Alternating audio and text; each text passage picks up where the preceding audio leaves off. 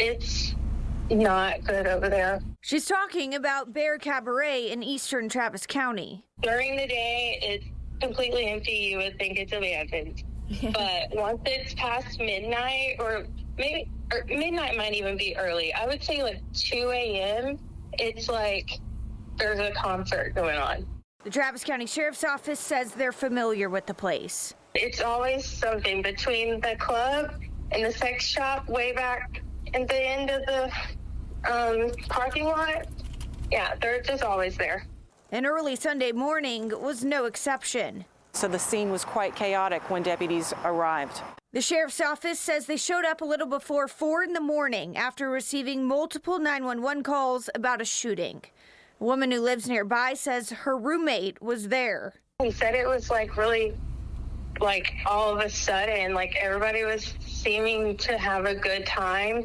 And then all of a sudden, like people were shooting and he was just like, what in the heck? TCSO says a man in his 20s and a woman in her late teens or early 20s were killed. Apparently, they knew each other.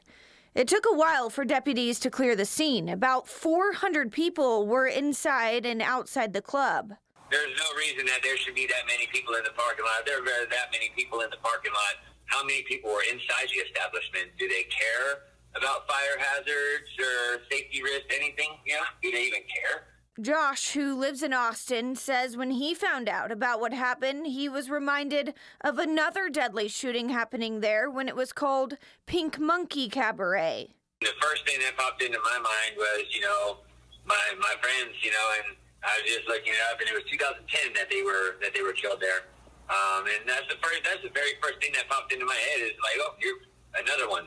Austin police records show they've responded to 5 aggravated assaults and 7 auto thefts since 2023, and in November 2025, an aggravated robbery with a deadly weapon.